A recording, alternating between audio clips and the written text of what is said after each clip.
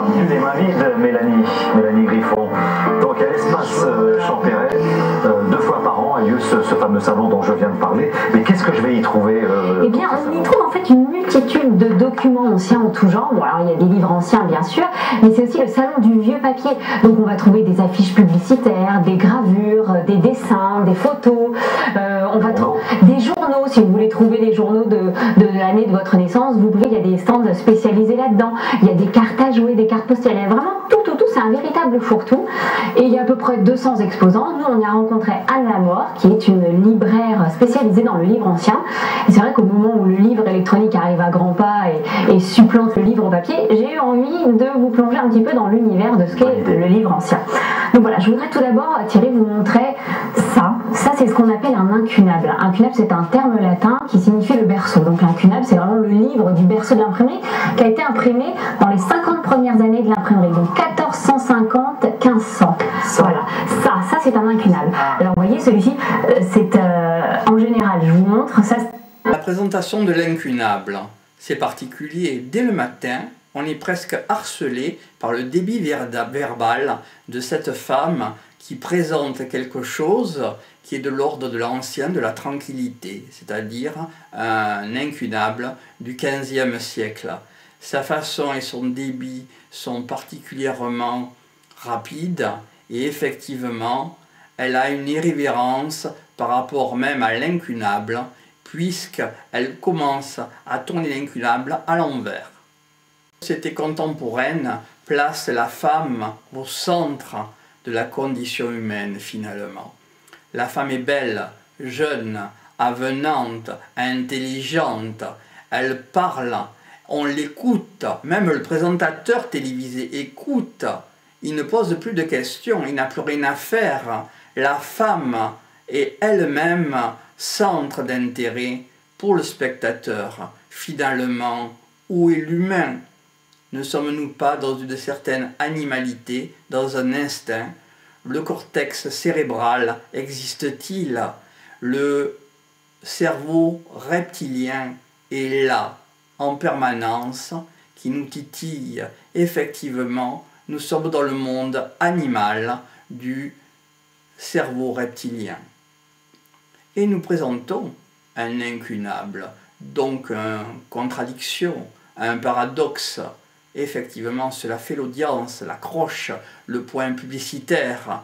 On n'aurait pas présenté l'incunable par une personne âgée ou par un homme. On le présente par quelque chose qui n'a presque pas de rapport entre guillemets, si on peut se permettre, l'art publicitaire.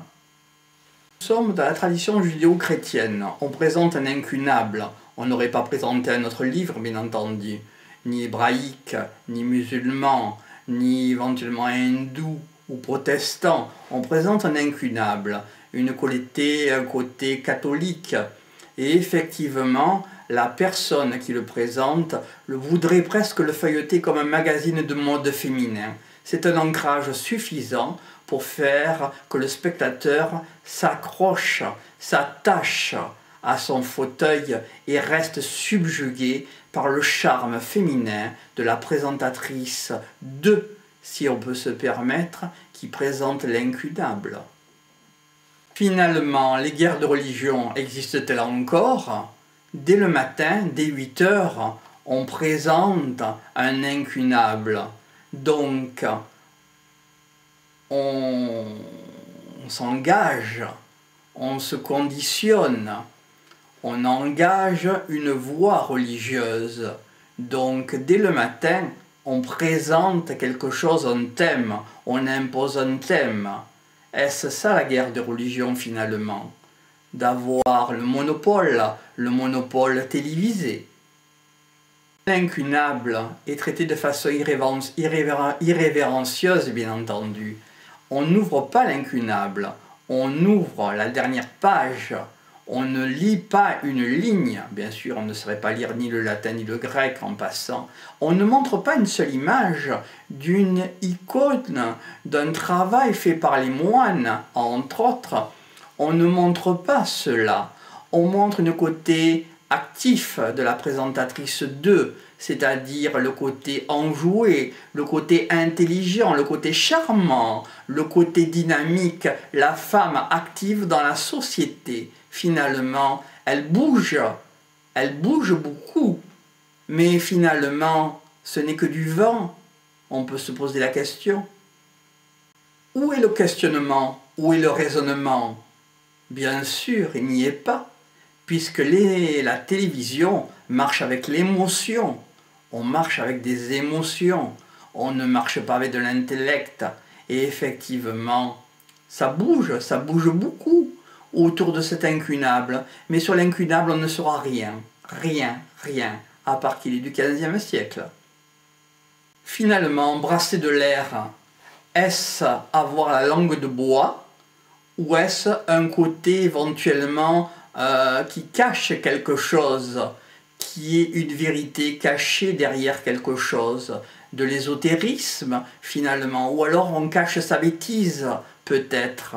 Finalement, quelle est la démarche? Mais on peut pas les laisser 5 minutes ces deux-là. Tu nous les as ramenés. On s'en serait passé. Qu'est-ce qu'ils préparent cette fois? Un duel. Un duel? Mais ils tirent comme des casseroles, ils vont blesser tout le monde. Ne t'inquiète pas, j'ai un plan pour nous en débarrasser. Eh petit, tu veux bien prendre un service? Si, Seigneur Luke. Suis-moi.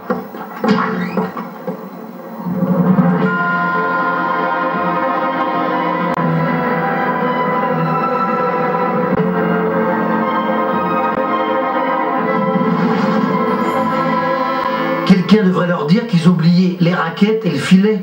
T'es sûr de toi? J'interviens pas. Ouais. Si vous pouvoir accorder-moi petite minute, très bien. J'ai fait discount pour commande groupée. Ah, je me disais aussi.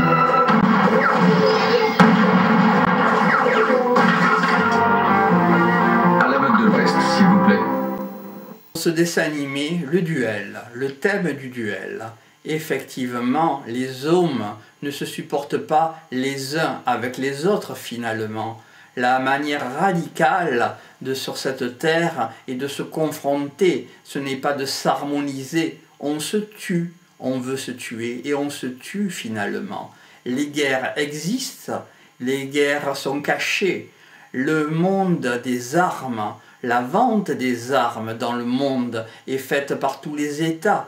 Un État par rapport à un autre, et nous sommes complices puisque nous exportons de la bord, avec des bombes atomiques, entre autres, avec des armes. Finalement, ce système, est-ce sain, est-ce sain?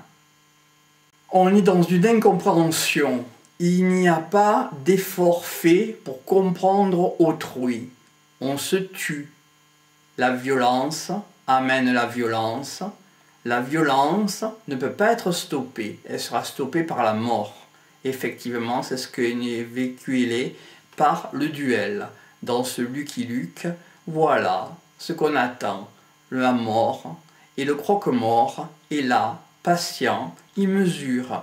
Tout est mesuré au centimètre près, c'est une chorégraphie orchestrée. La façon cinématographique de présenter le duel se fait comme dans les westerns traditionnels. Le bon apparaît du même côté et le toujours du même côté apparaît le mauvais. Effectivement, il y a un côté qui est mis en valeur du bon et de l'autre côté de mise en valeur du mauvais.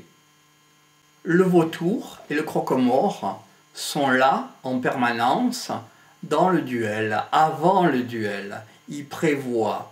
Ils disent éventuellement ce qui passait, mais on ne l'écoute pas, presque on ne les voit pas. Les protagonistes ne voient pas le croque-mort, ne voient pas le vautour. Les gens sont dans l'aveuglement, dans la folie et effectivement dans l'incompréhension.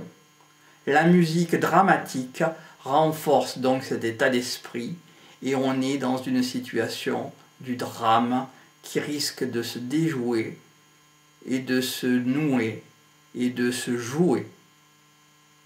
Finalement, Lucky Luke, avec ce duel, lors de la journée d'Halloween, ça paraît logique et normal. Le choix est judicieux sûrement. La journée d'Halloween, on peut réfléchir à la mort.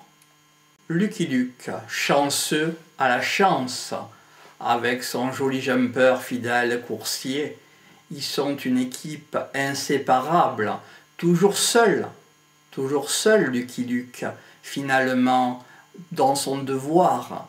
Il est inséré dans un devoir de la cité, dans la solitude.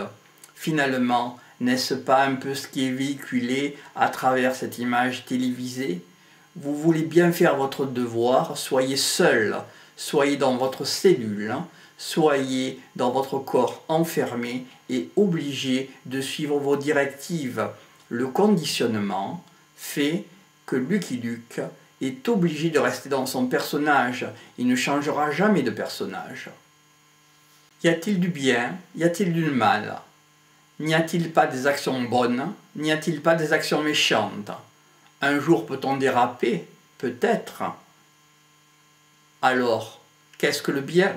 Qu'est-ce que le mal?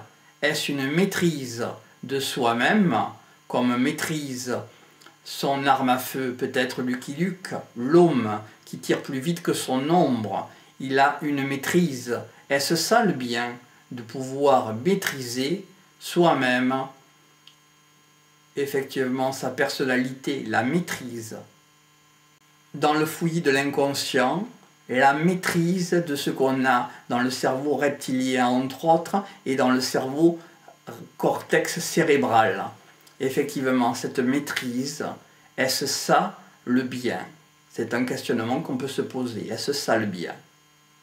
Lucky Luke fait les choses au moment opportun. Il sait quand il faut le faire, il sait comment le faire. Il tire plus vite que son ombre, il est dynamique, il est efficace, il est efficient. Effectivement, il est patron de lui-même, Lucky Luke.